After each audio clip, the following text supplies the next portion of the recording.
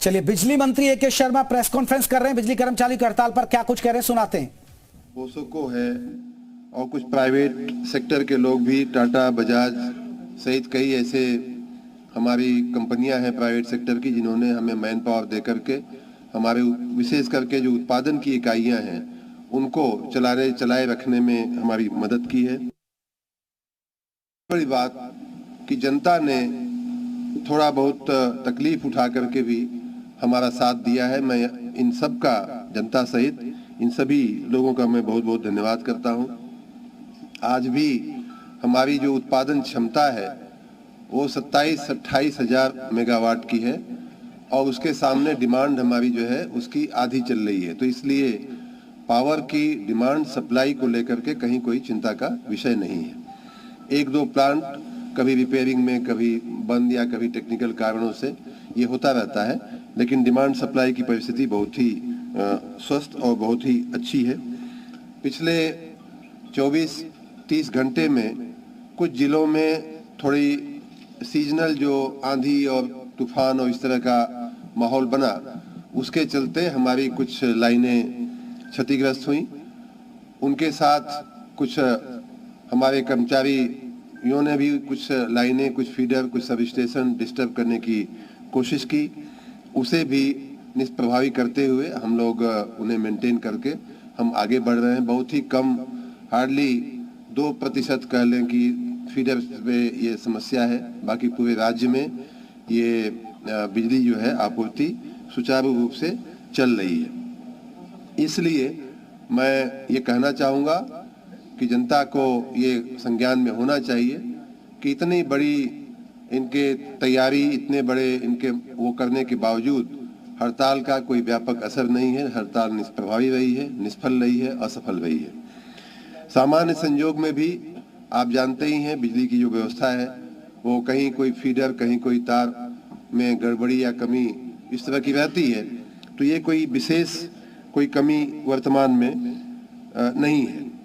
पिछले दिनों मैंने बताया भी था और ये हम लोगों के संज्ञान में है कि कुछ लोगों ने कानून अपने हाथ में लेते हुए हमारे बिजली के संयंत्रों को, बिजली के लाइनों को, बिजली के हमारी हाई टेंशन लाइनों को डिस्टर्ब करने की, चाहे गन्ने का थड़ फेंक करके या नंगा तार फेंक करके, इस तरह के बहुत सारे उपायों से उन्होंने स्थानीय फॉल्ट कराने का, स्थानीय शॉर्ट सर्किट करा करके पूरी व्यवस्था को डिस्टर्ब करने का प्रयास किया। जहां जहां ध्यान में आया वहां उनको दुरुस्त किया गया। देवरिया के हेतिमपुर के जंगल में या हमारे आजमगढ़ के लाट घाट के क्षेत्र में इस तरह की वारदातें हुई हैं। अन्य जगहों पे भी कुछ वारदातें हुई हैं। मैं फिर से इस बात को दोहराना चाहूँगा कि ऐसी वारदातों के एक एक जगह का हमारे पास नाम है, एक एक जगह का हमारे पास संज्ञान है और कौन लोग इसमें लिप्त रहे हैं उनका भी हम पता निकाल ले रहे हैं, निकालेंगे। चाहे वो, मैंने कहा, कल भी कहा था कि चाहे वो जन्म स्थान पे हो अपने, चाहे जंगल में हो, चाहे नदी में हो, चाहे समुद्र में हो, आकाश में हो या पाताल में हो, उन्हें खोज करके हम सजा करेंगे।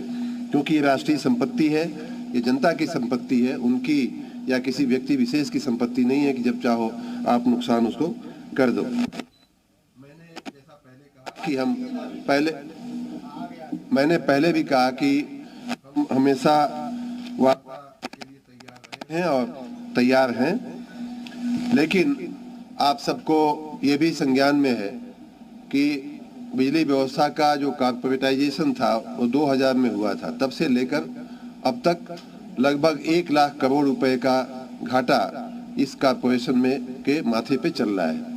उससे थोड़ा ही कम का बैंक लोन, 80-90 हजार करोड़ रुपए का बैंक लोन हमारे माथे पे चल रहा है। ऐसी परिस्थिति में बहुत ज़्यादा अनर्गल मांगे करना या बहुत ज़्यादा उम्मीदें करना वो उचित नहीं होता है। फिर भी जो बोनस 5 साल से नहीं दिया गया था वो बोनस हमने इस साल दिया है सभी कर्मचारियों को और हम आगे भी उनके हित में सब कुछ करने को तैयार हैं। हम उनके साथ बैठने को, उनकी समस्याएं सुनने को, और ये बात हमने संघर्ष समिति और इनके जो नेतागण हैं उनको बार बार हमने कहा है और उनको समझाने का प्रयास किया है।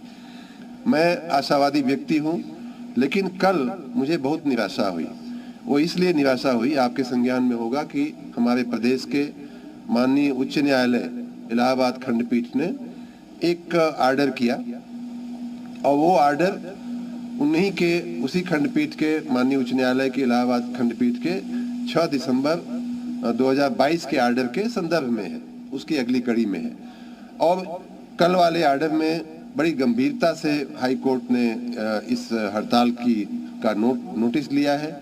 उन्होंने कहा है कि ये हड़ताल जनहित के विरुद्ध है, जनता को परेशान करने वाली है, और यहाँ तक हाई कोर्ट के आर्डर में शब्दों का प्रयोग है कि ये national interest against national interest है, इस तरह का शब्द उसमें कहा गया है। और इसके मद्देनजर माननीय उच्च न्यायालय ने उन्हें अवमानना की भी नोटिस दिया है, वो अवमानना की भी कार्रवाई करने के लिए अलर्ट किया है, वार्निंग दिया है, और साथ ही जमानती वारंट भी इशू करने का, इन लोगों के खिलाफ कार्रवाई करने का आदेश किया है। ये हाई कोर्ट का आर्डर जैसे ही हम लोगों के संज्ञान में आया, जैसे ही हमें मिला, वैसे ही हमारी तरफ से यूपीपीसीएल प्रबंधन की तरफ से इन संघर्ष समिति के सभी सदस्यों को व्यक्तिगत रूप से हमने हाई कोर्ट के आर्डर की प्रति और उनको निवेदन करते हुए कि भाई इस समय 2 कारणों से, एक तो एसेंशियल सर्विसेज मेंटेनेंस एक्ट हमने लगाया हुआ है, ऐसे समय में इस तरह की आवश्यक सेवा को बाधित करना ठीक नहीं है, और दूसरा कि आज ही कल की तारीख की बात कर रहा हूं कि आज हाई कोर्ट ने इस प्रकार का एक आर्डर किया है जिसमें कहा गया है कि स्ट्राइक जो है अनुचित है, अनावश्यक है, इसलिए आप कृपा करके अपनी स्ट्राइक को आप बंद करें, इसको खत्म करें और सभी कर्मचारियों से काम करने के लिए आप कहें। लेकिन दुर्भाग्य है, हम सबके लिए बड़ा चिंता का विषय है कि माननीय उच्च न्यायालय के आदेश को अब लगभग 24 घंटे हो चुके हैं, फिर भी इन नेताओं ने, संघर्ष समिति के नेताओं ने हाई कोर्ट के आर्डर के लेटर और स्पिरिट दोनों का ही अवहेलना किया है, अवमानना किया है। और ये बात सोच करके कि किसी भी न्यायालय का, उच्च न्यायालय का खास करके आदेश पूरे देश के किसी भी व्यक्ति, नागरिक, हमारे देश के किसी भी नागरिक के ऊपर बंधन करता है, किसी भी संस्था के ऊपर, ऑफिस के ऊपर बंधन करता है,